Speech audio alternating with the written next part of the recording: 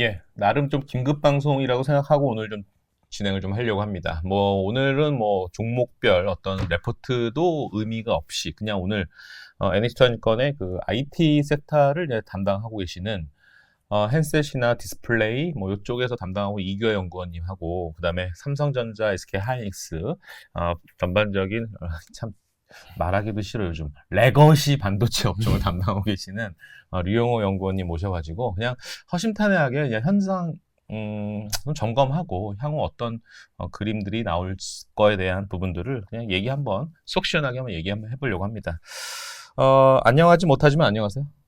예, 뭐 죄인은 아니지만 자 일단 뭐 종목들의 흐름들 보면은 이제 미국 시장부터 보면은 참 더 화가 나는 게 이런 거죠. 그러니까 엔비디아의 흐름이 이런 모습들이고요. 누가 그런 말 하지 않습니까? 딴 걱정 안 해도 애플 걱정은 하지 말아라처럼 규환님 이거 이규환님께서 보실 때 이 애플 밸류체인 종목들 정말 대한민국 시장에서 처절하지 않습니까? 그럼에도 불구하고 애플은 상당히 좀 좋은 모습 나타내고 있고요. 마이크론 테크놀로지입니다. 생각보다는 아직까지는 뭐 전고점 가기가 좀 버거운 모습의 흐름이고요. 몇 가지 더 보겠습니다. ASML 홀딩스는 좀 지켜봐야 되겠죠. 이거는 급락 상당히 기분 나쁜 음봉이 나왔었지 않습니까? 유용호 의원님 이게 실적 발표하고 나서 지금 이런 모습 나온 거죠? 네, 맞습니다. 실적 발표. 네. 뭐 누구는 얘기합니다. 삼성전자하고 인텔 때문에 저렇다라고 얘기하는데 잘못이 없진 않습니다. 뭐 그렇습니다. 자 이제 대한민국 주가의 현상을 보면요. 삼성전기 계속 우하향 흐름이고요. 그 다음에 LG이노텍 버겁습니다. 그 다음에 LG전자 오늘 뭐 수요일 현재 상황에서는 이제 99,900원, 100원 모자란 10만 원 가격에 형성되고 있는 모습이지만 여전히 아직은 무겁죠, 엉덩이가. SK하이닉스입니다. 이제 이 방송이 나가는 내일에는 실적 발표가 네, 되죠. 발표 예정입니다. 네, 이게 한 우리가 6조 한 7?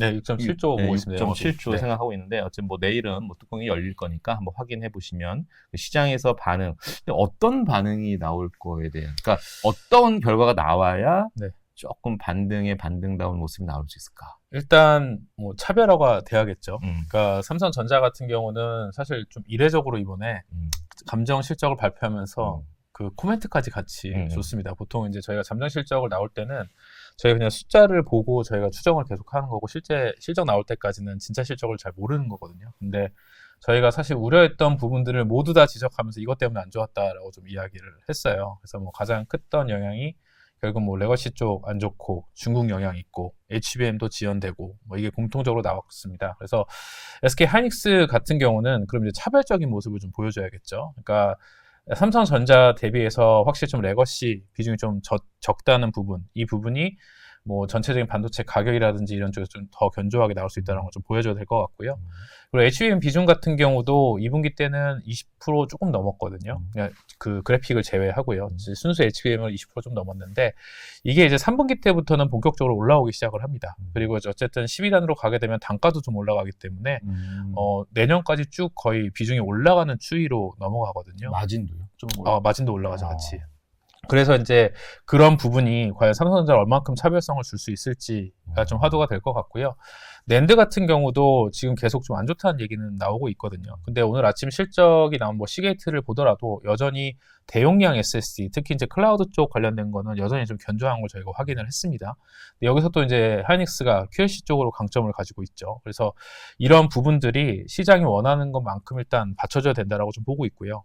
이제 또 하나의 부분은 결론적으로 저희가 이제 4분기나 1분기 정도 비수기에 접어들 텐데 이때 이제 향후 공급을 어떻게 할지 뭐 갑자기 뭐 우리가 공급을 늘릴 거야 이런 얘기를 하게 되면은 그냥 다 같이 죽자라는 얘기랑 똑같은 거기 때문에 이런 공급을 얼마만큼 보수적으로 가져갈지 이런 부분도 이제 좀 많이 시장에서 좀 기다리는 부분 중에 하나이죠.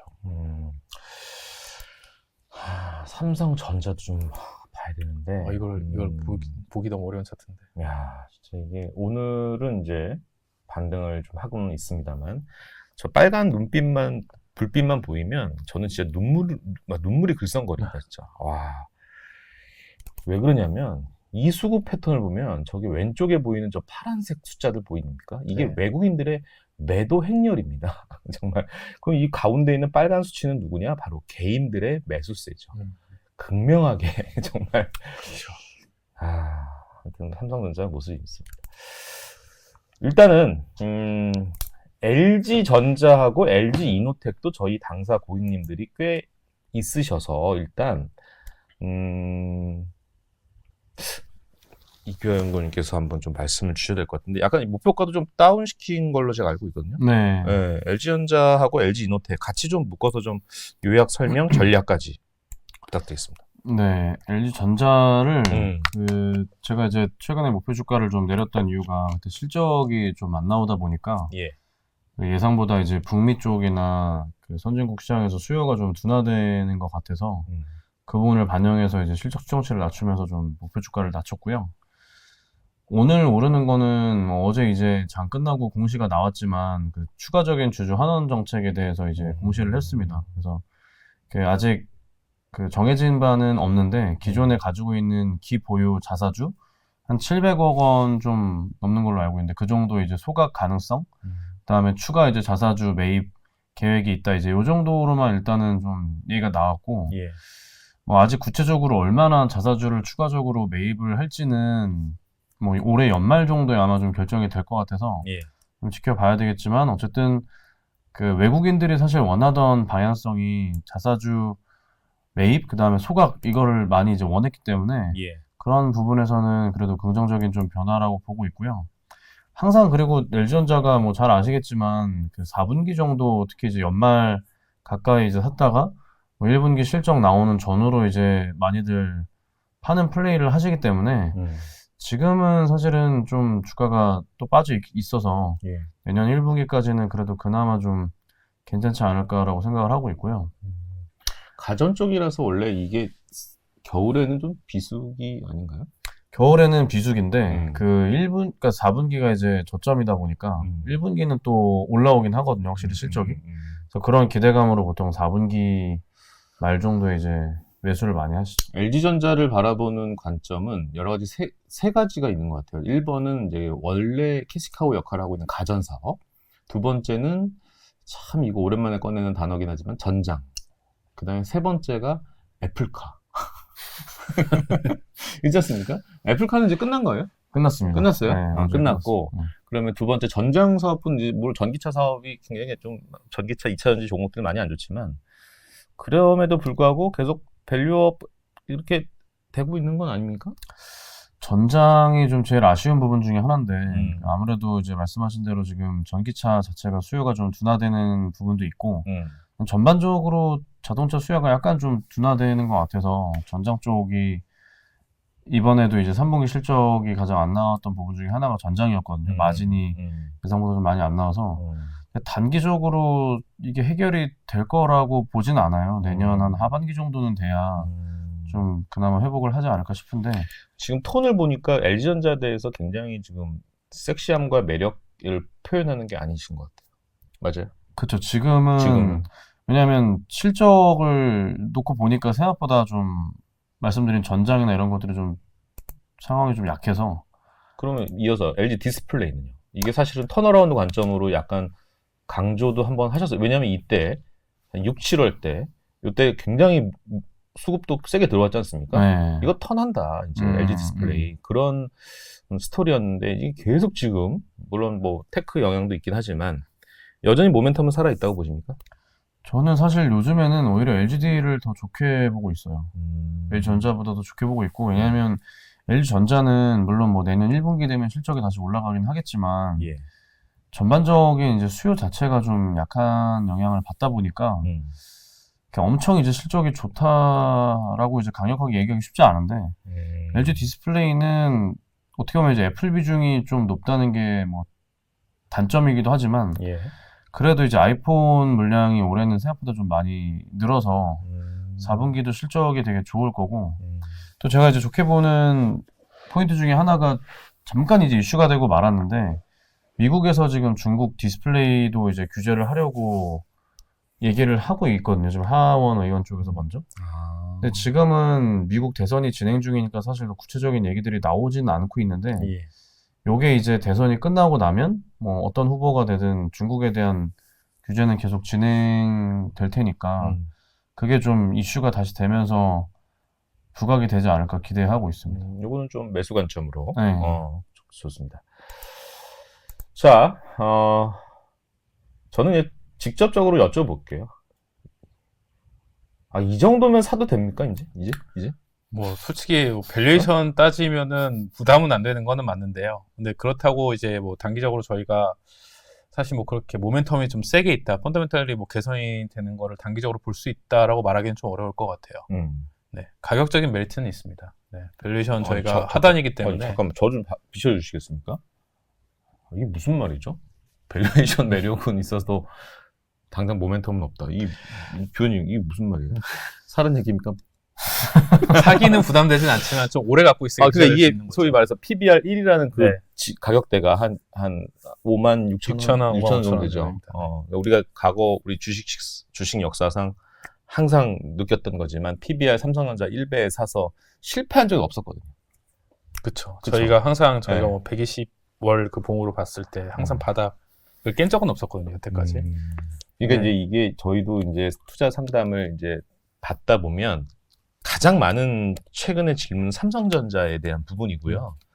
근데 또 공교롭게도 재밌는 현상이 하나 있었어요. 어제 제가 이제 느꼈던 거는 뭐였냐면 일부 제약바이오에서 재미를 보신 몇몇 분들이 이제 어느 정도 아주 엄청 배불리 드시지는 않으셨지만 적당하게 포만감을 느끼시고 나서 그 자금을 이제는 이제 히스토리컬 역사적 밴드에 있는 하단부의 삼성전자를 한번 사보면 어떨까에 대한 의견을 여쭤보는 투자 상담이 있었거든요. 똑같은 사실 저도 얘기는 드렸거든요, 사실은. 근데 이제 자신감이 없는 거죠. 네. 자, 그러면 삼성전자가 반등할 수 있는 그 여러 가지 시나리오들이 있는데 네. 연구원님이 바라보시는 기다리는 그 뭐랄까요? 트리거? 상승 트리거? 뭐 여러 가지가 있을 수는 있는데요. 일단 HBM 관련된 부분이 좀 일부 해결이 돼야 될 걸로 좀 보고 있습니다. 그러니까 뭐 시장에서는 사실 이 HBM이라는 거를 기술 경쟁력과 좀 직결시켜서 이해를 많이 하시는 분이 많아요. 그래서 이 부분에 대한 뭐 시장의 그런 약간 노이즈라든지 일부를 좀 해소가 필요하다라고 좀 보는데 사실 생각보다 그렇게 녹록지는 않은 걸로 좀 보고 있고요. 올해는 물 건너간 것 같은데. 가능성이 높습니다. 그러니까 왜냐하면 최근에 이제 뉴스도 많이 보시면 아시겠지만 이제 1A를 재설계한다는 얘기가 많잖아요. 근데 그건 다른 말로 이게 이제 1A가 HBM의 베이스 다이로 들어가는 거거든요. 그래서 이거를 재설계한다라는 거는 확실히 어느 정도 문제점이 있다라는 걸 어느 정도 인지를 하는 거고요. 그래서 이걸 다시 뭐 재설계를 하면 좀 시간이 또 필요하잖아요. 그래서 사실 들어간다라고 하더라도 물량 자체는 그렇게 의미 있게 크지는 않을 걸로 좀 보고 있습니다. 그래서 이 부분은 좀 약간 좀 기다려야 될 것 같고, 그 다음에 이제 1A랑 같이 또 진행되고 있는 게 1C 쪽도 같이 지금 현재 개발을 진행 중입니다. 근데 이게 아직도 그렇게 좋은 상황은 아니에요. 솔직히 말씀드려서. 그래서 이것도 어느 정도 좀 가시권에 들어와야지 어느 정도 이제 경쟁력이 조금이라도 이제 회복될 기미가 보인다라고 좀 볼 수가 있기 때문에 기술 경쟁력 이런 부분에 대해서는 여전히 좀 약간 불확실성한 측면이 좀 많다라고 좀 보고 있고요. 그러면은 저희가 뭐 한 가지 그냥 뭐 삼성전자가 자체가 아니라 전체 매크로적으로 기대해 볼 수 있는 것들은 뭐 삼성전자도 그렇고 뭐 마이크론도 뭐 먼저 얘기를 했지만 공급 자체를 이제 보수적으로 가져간다라는 거거든요. 지금 현재 저희가 2년 넘게 지금 투자를 안 했어요. 그래서 실제로 내년 같은 경우도 신규로 들어오는 양은 그렇게 크지는 않습니다. 근데 여기서 또 HBM으로 전환되는 물량까지 고려를 한다라고 하면은 내년에 저희가 순수하게 성장될 수 있는 건 굉장히 제한적입니다.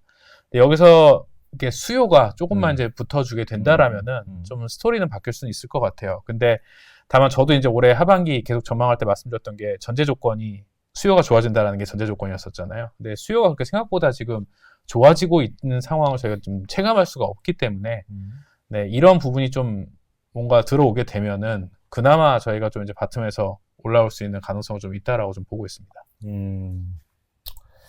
그러니까 우리나라의 증권사 반도체 애널들도 사실은 3분기를 전반적으로 다 레거시 반등이라고 봤거든요. 맥오시 수요 반등. 그렇죠. 근데 사실은 뚜껑을 열어보니 잘못 봤나? 막 이런. 이게 왜 그러냐면은 통상적으로 그러니까 반도체 메모리 같은 경우는 결국 부품이잖아요. 저희가 어떻게 보면은 세일을 가장 많이 하고 사람들이 이제 그 세일된 제품들을 가장 많이 사는 구간이 4분기예요. 그때 보통 이제 헐리데이 시즌이라고 해서 엄청나게 물량을 팔아제끼죠. 그래서 그 제일 많이 제품들을 만드는 시기가 3분기입니다. 그래서 이제 부품 같은 경우는 이때 리스타킹 수요가 가장 세다라고 보시면 될 것 같거든요. 근데 3분기마저도 수요가 이 정도면은 사실 저희가 비수기로 접어드는 부품사 입장에서 비수기로 접어드는 물론 애플 밸류체인은 아닙니다. 근데 4분기랑 1분기 같은 경우 저희가 3분기보다 더 크게 수요가 올라간다고 기대하기는 어렵잖아요. 네, 그래서 사실 단기적으로는 어쩔 수 없이 다운턴을 온다라고 보고 있는데 그러면 이제 2분기부터는 다시 리스타킹 수요가 올라오기 시작을 합니다. 그래서 이때부터는 저희가 한 번 더 이제 반격을 노려볼 만하다라고 좀 보고 있어서 그럼 주가는 딱 선행적으로 움직이잖아요. 그래서 이제 저희가 이제 4분기랑 1분기 그때 플로우를 어떻게 잘 보면서 대응을 하는지가 더 중요한 상황인 것 같아요. 네. 그래도 아직 속 시원한 대답은 못 하신 것 같아요. 네. 사도 되겠죠. 그래도 중장기적으로 본다면. 가격은 뭐 저희가 역사적으로는 사실 깬 적은 없으니까요. 좋습니다. 네. 그러니까 그 제가 좀 얘기를 나눠봤을 때 사실 기관들은 뭐 8만 원 넘어갔을 때 있잖아요. 네. 그때보다는 지금 사기는 마음 편하다라고 얘기는 하세요. 그치. 네. 근데 이게 뭐 단기간적으로 얼마만큼 오를 수 있을지에 대해서는 네. 그때보다는 확신이 좀 적다. 이런 분위기죠. 자, 부품 얘기가 나와서 말씀드리지만 이규혜 연구원께 말씀드리고 싶은 게 이분께서 이제 핸드폰 관련된 이제 부품 쪽도 커버를 하고 계시기 때문에 최근에 이제 애플이 올라온 거는 이제 거멍치에서 나온 데이터를 봤더니 중국에서 잘 팔렸더라. 아이폰이 원래 16 출시했을 때는 야 이거 망한 거 아니야? 막 이런 언론 플레이가 상당히 좀 지배적이었는데 실제 성적표는 아니다. 되게 선전했다라는 이슈들이 나오면서 단기적이나마 한국 시장에서도 애플 관련 종목들이 좀 꿈틀대고는 있으나 그게 문제가 아니라 전반적인 이제 2025년 이후에 핸드폰 시장에 대한 점검도 좀 필요할 것 같습니다. 이제 인텔리전스를 탑재한 이제 아이폰 신제품도 나올 것이고 폴더블도 나올 것이고 우리가 이제 XR 이런 것 기기들도 더 이제 메타를 필두로 해서 확대가 될 것인데 이제 좀 다시 이제 훈풍이 좀 나올 수 있을 만한 그 어떤 그 타이밍상 사이클상 어떻게 보십니까? 안 그래도 저도 이제 그 시점에 대해서 고민을 하고 있는데 일단 역사적으로 이제 쭉 보면은 보통 이제 4분기 빠르면 뭐 10월, 뭐 늦으면 한 11월 중순에서 12월 중순? 이 정도가 보통 이 IT 하드웨어의 저점인 것 같아요. 그래서 기대감이 항상 있었다가 이제 다 빠지고 뭐 대부분의 경우는 기대보다 사실 못했던 적이 더 많기 때문에 지금도 약간 그런 상황인데 1월에 이제 아시는 것처럼 CES가 또 있잖아요. 근데 그때 또 하드웨어 관련된 기사들도 많이 나오고 뭐 관심들도 많이 생기는 때라서 보통 그 전에는 그래도 이제 저점을 찍고 이제 오르는 경우가 많거든요. 그래서 단기적으로 보면은 뭐 그 정도 시점이 제가 봤을 때는 좀 반등을 노려볼 수 있는 시점이고 그 전에는 일단 더 단기적으로 본다면 10월 28일 미국 시간으로 이제 우리나라 시간 29일 날 iOS 그 18.1이 업데이트가 되면서 애플 인텔리전스가 이제 출시가 될 텐데 일단 미국이랑 캐나다 같은 그 영어권 계정들만 사용이 되는 걸로 이제 알고 있습니다. 그래서 그게 이제 되면 반응이 좀 중요할 것 같아요. 그때 만약에 반응이 뭐 소비자 반응이 나쁘지 않으면 조금 기대를 해볼 수 있을 것 같고 뭐 별 기대 없이 뭐 별 얘기가 없고 그냥 다들 갤럭시 그 처음 나왔을 때 AI처럼 다들 뭐 반응이 없으면 그냥 좀 안 좋아질 수도 있고 단기적으로는 그런 것들을 좀 봐야 될 것 같습니다. 지금 요즘에 아이폰 쓰시나요? 네. 이거 나오면 이거 지금 16입니다. 네, 16 프로 맥스입니다. 네. 거의 약정을 맺으시는 이유가 없죠. 항상 나올 때마다 다 네, 저는 그냥 보통 2년 3년 약정하잖아요. 핸드폰 살 때. 첫날 가서 샀어요. 네, 저는 그냥 애플 핸드폰 가서 뭐 쓰세요? 어떤 거 쓰세요? 저는 아이폰 씁니다. 네. 삼성전자가 안 되는. 자, 어쨌든 뭐 지금 분위기는 좀 안 좋습니다. 엄동설안이고 이게 사실 가장 동트기 전이 가장 좀 어두울 때라고 하는데 과연 그 섹터가 지금 반도체 IT 섹터가 맞는지 상당히 좀 힘듭니다. 수급적으로나마. 근데 이제 삼성전자는 이제 TSMC와 항상 비교가 되기 때문에 TSMC와 삼성전자에 대해서 만약에 이제 고민을 하시는 분이라면 가는 말에 올라타는 TSMC가 여전히 지금은 경쟁 우위에 압도적으로 주식 측면에서도 그렇죠. 네. 사실 이제 파운드리는 사실 비교를 못 하고요. 솔직히 말씀드려서. 네, 뭐 캐파도 그렇고 기술이나 뭐 경험 이런 것도 다 사실 비교하기는 좀 어렵습니다. 예. 대만의 국민들은 내가 전력을 좀 덜 써도 되니까 TSMC 전력 더 쓰게 해줘라라고 하는 게 지금 현재 대만의 상황이고요. 지금 이제 삼성전자는 이재용 회장님의 지금 지금 뭐 재판도 왔다 갔다 하시고 지금 정치적으로 참 정말 일할 수 있겠습니까? 이게 사실은 정말 삼성전자 위기는 맞는 것 같습니다. 위기가 많고 주가도 위기, 삼성전자 내부적으로도 위기, 반도체도 지금 위기. 자, 이런 상황에서 우리가 어떤 전략을 잡아야 되는지 결론 내리고 이제 마무리해야 될 것 같습니다. 자, 삼성전자와 SK 하이닉스만 이제 말씀드려야 될 것 같은데 전반적으로 투자 전략에 관해서 이제 지금 보시는 분들은 좀 상처를 많이 입으신 반도체 투자가 분들이 많기 때문에 애널리스트로서 2025년을 이제 전망을 또 자료 요즘 쓰고 계시죠? 네. 내년 전망도 하셔야 되는 상황에서 단기적인 상황도 좀 중요하지만 어쨌든 내년을 대비하는 그런 투자자들에게 좀 1분 정도 당부의 말씀과 뭐 어쨌든 좀 말씀드리고 싶은 게 있다라면. 당부까지는 아닌 것 같고요. 뭐 일단 내년에도 그러니까 단기적으로 봤을 때는 여전히 AI 제외하고는 사실 좋은 게 크지는 않는 것 같아요. 그래서 여전히 하이닉스가 조금 더 좀 매력도가 더 높다라고 좀 보고 있고요. 그리고 이제 다만 삼성전자 같은 경우는 이게 지금 보시면은 좀 제가 좀 우려하는 부분 중에 하나는 뭐냐면은 엔비디아가 전고점을 넘었죠. 그런데 이제 잘 생각해 보시면은 엔비디아가 항상 올라갈 때 같이 따라가던 친구들이 있었어요. 그러니까 보통 이제 그 상관관계가 굉장히 높아서 같이 올라갔는데 그 같이 따라가던 기업들은 사실 지금 보시면은 전고점이 아직 한참 멀어 있습니다. 대부분 다 못 올라가고 있는 상황이거든요. 그래서 실제로 이제 엔비디아만 간다라고 했을 때 이 상황에서 혹시라도 이제 엔비디아가 좀 삐걱거리면은 더 크게 영향을 받습니다. 관련 업체들이. 그래서 그런 리스크 관리 측면에서는 뭐 밸류에이션이 매력도가 높은 전자가 좀 더 우위를 뭐 점한 거는 확실하다라고 좀 보고 있는데 여전히 뭐 실적이나 경쟁력 측면에서는 하이닉스가 좀 더 우위를 가져간다고 좀 보고 있습니다. 그래서 뭐 시장 자체를 좀 부정적으로 보시는 분들 같은 경우는 전자가 오히려 좀 매력적인 선택일 수도 있을 것 같고요. 네, 다만 저는 이제 단순히 정말 펀더멘탈과 기술 경쟁력을 봤을 때는 여전히 하이닉스가 조금 더 우위를 가져간다고 좀 보고 있습니다. 미 대선의 두 후보 중에 어떤 후보가 되는 것이 반도체 섹터에 좀 도움이 될까요? 사실 둘 다 솔직히 말씀드려서요. 뭐 여러 가지 얘기가 나오시는데 솔직히 좀 비슷합니다. 솔직히 말씀드려서. 네, 근데 이게 재밌었던 거는 바이든 정부 때는 말도 하지만 실행도 좀 같이 하면서 오히려 좀 더 복잡했던 것 같아요. 근데 이제 트럼프 같은 경우는 공격적으로 이야기를 하긴 하되 보면은 이제 기업 친화적이기 때문에 오히려 뒤에서는 많이 허용을 해줬습니다. 그러니까 되게 상대적이었었어요. 그러니까 바이든은 말도 했지만 뒤에서 좀 막는 게 되게 상대적으로 많았었고 되게 자주 그거를 이야기를 했었던 거잖아요. 그래서 일단 양 후보 모두 다 미국이 첫 번째다라는 건 변하지 않을 겁니다. 그래서 미국 위주의 투자는 계속 기조를 유지를 하겠지만 중국에 관해서는 사실 어디까지 허용해 주냐고 봤을 때는 오히려 트럼프 쪽이 과거 사례를 봤을 때는 뒤에서 조금 더 허용을 해주는 측면이 좀 있었습니다. 기업들 친화적인 부분에서요. 그래서 오히려 트럼프가 되면은 뭐 일단 단기적으로 물론 다 안 좋게 보겠지만 뭐 결론적으로 기업들한테는 조금 더 쉬운 방향으로 갈 가능성이 높다라고 저는 개인적으로 보고 있습니다. 네, 유영호 연구원님의 헤어스타일처럼 주가가 솟구쳤으면 하는 생각이 간절합니다. 자, 이제 올해 참 재미없었던 커버리지 종목들이 참 재미없었던 이규하 연구원님이 2025년을 바라는 관점에서 투자 전략과 요거는 이제 하이라이트 관점에서 요건 좀 보셔야 된다라는 아이디어를 주신다라면.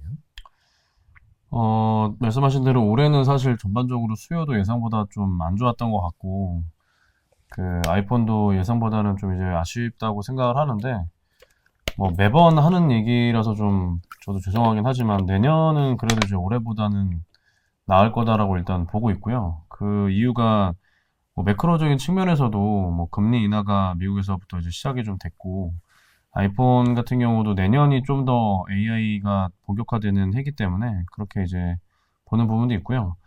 전반적으로 뭐 수요도 그렇고 기술적인 측면에서도 뭐 애플 폴더블 관련된 얘기들이 좀 더 구체적으로 아마 얘기가 좀 나올 것 같고 내년에 그런 것들이 있으면 올해보다는 일단 좀 낫지 않을까 기대를 하고 있습니다. 자, 좋습니다. 자, 오늘 이 시간에는 삼성전자, 그리고 LG전자, LG디스플레이 등등의 이런 반도체 관련 종목들, IT, 테크 관련된 내용들을 살펴봤습니다. 이 영상을 보시는 여러분들은 내일이시고요. 아마 내일은 아마 오픈되면은 SK 하이닉스에 대한 실적도 아마 확인할 수 있고 흐름들 한번 점검 꼭 해보셨고 그 어떤 코멘트가 나오는지도 아마 네네. 나올 겁니다. 그래서 점검하시기 바라도록 하겠습니다. 자, 일단 뭐 화이팅 좀 했으면 좋겠고요. 좀 간절히 염원하는 마음으로 오늘 컨텐츠를 마치겠습니다. 감사합니다.